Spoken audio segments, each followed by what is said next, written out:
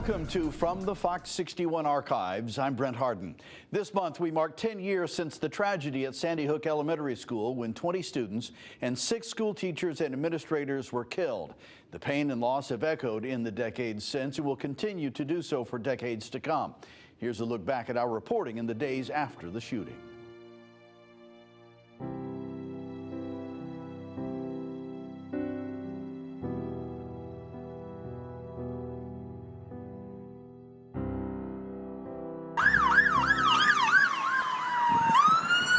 On 84 West, it was immediately clear something very serious was going on.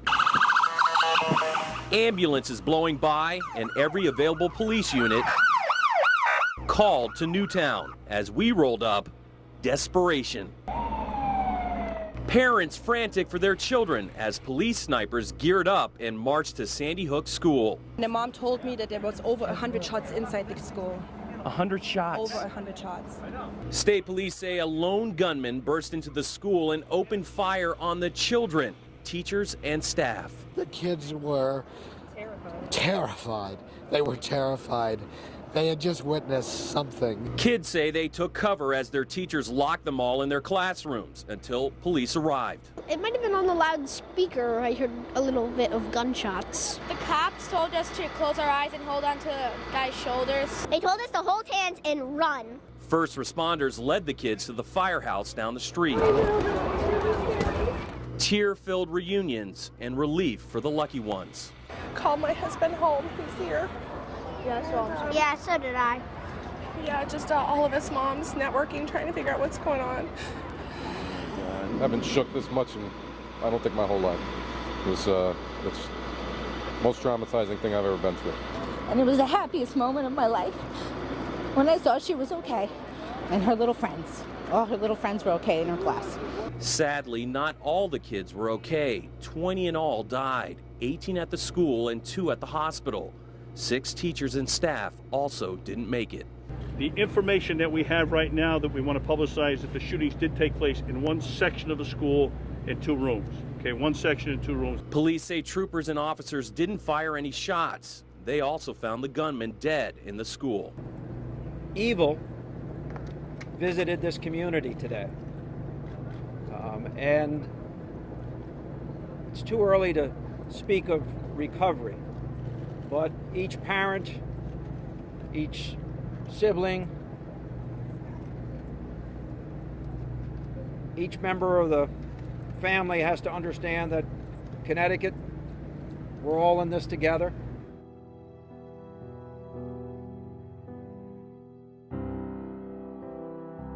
This holiday season in the state is far from joyous. This act has been a heinous act.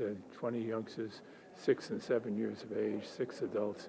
Terrible. As we all mourn the Newtown tragedy, families face a balancing act between both overwhelming sadness and holiday cheer. How do you handle it? We asked the expertise of religious leaders. Major Steve Lopes is from the Salvation Army, and he was at the Newtown Vigil on Sunday.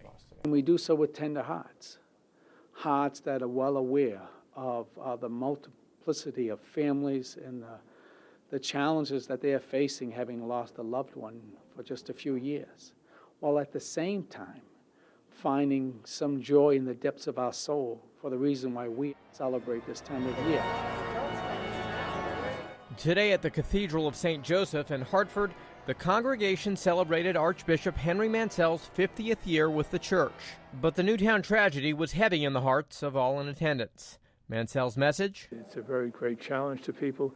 At the same time, they've seen good times. We do know in our faith that Easter Sunday follows Good Friday. Christmas brings us great joy.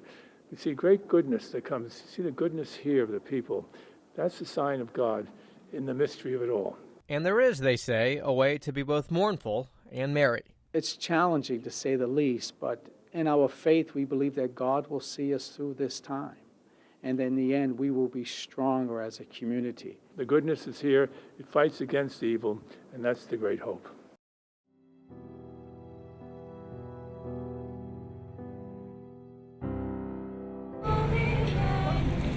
Newtown hasn't yet recovered. Nowhere close. Horrifying scenes still fresh from last Friday, and an ever-growing memorial, a painful reminder of the 26 lives lost. Some say it's just too soon to try to get back to normal. Don't feel that anyone should really have to go and deal with more than they have to right now. I feel like it's almost too soon.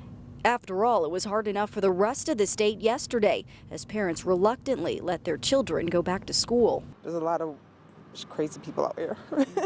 It was sad. You're thinking the whole time, about the parents who dropped off their kids on Friday morning and who never got a chance to see them again. Even with added police, there were tense moments. Schools were locked down for hours in Ridgefield after reports of a suspicious person. Meanwhile, school officials were preparing for the return of students in Newtown.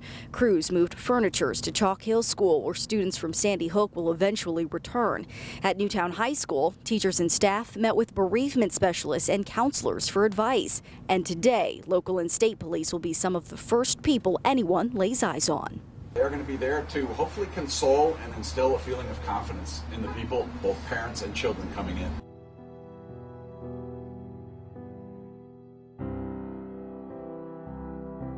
They're songs brought on by sadness.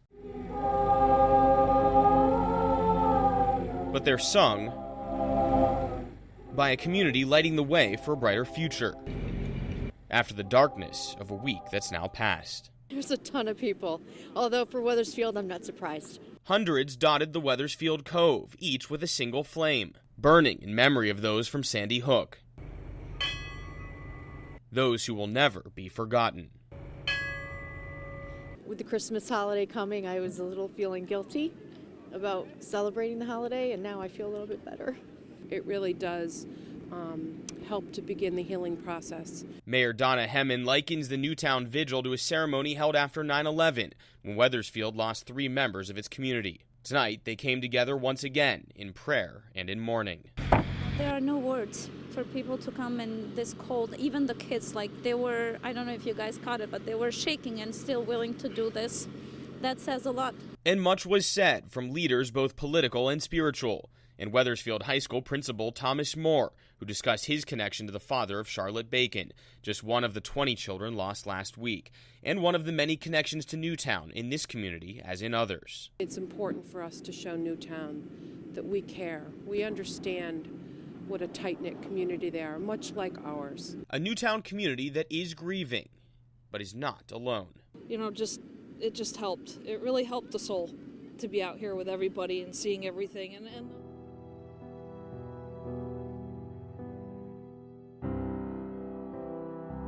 I think that what happened at Sandy Hook Elementary School has clearly shocked the entire nation. From the nation's capital to Connecticut's state capital, the conversations are beginning to ratchet up. What needs to change relative to school security and gun control? Post the Sandy Hook shooting, what's the next step? These guns aren't used to hunt deer. That was the governor on Monday, talking specifically about assault rifles. Connecticut already has some of the toughest gun laws around, but keep in mind, that rifle that Adam Lanza used was purchased and owned legally by his mother. But the governor didn't just sound off on weapons. At his press conference Monday, we also saw him wiping away tears, recalling the moment he had to be the ultimate bearer of bad news in Newtown on Friday. It was evident to me that there was a reluctance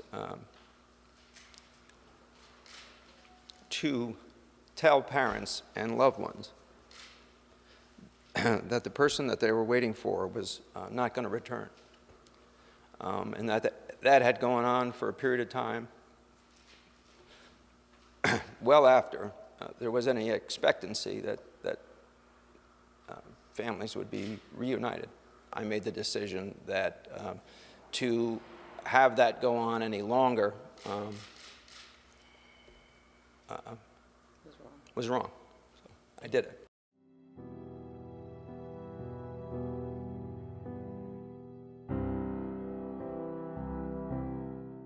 We don't yet know the underlying cause behind this tragedy, and we probably never will, not in any way that will make sense of what happened on that day.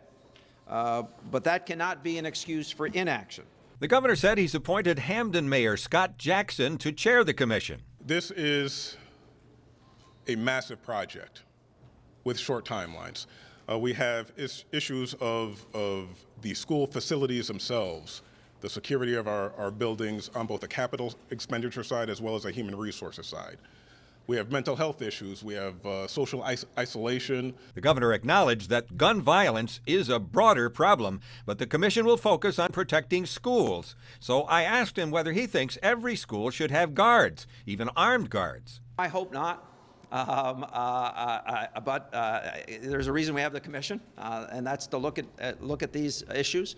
And ultimately, that will be a local decision.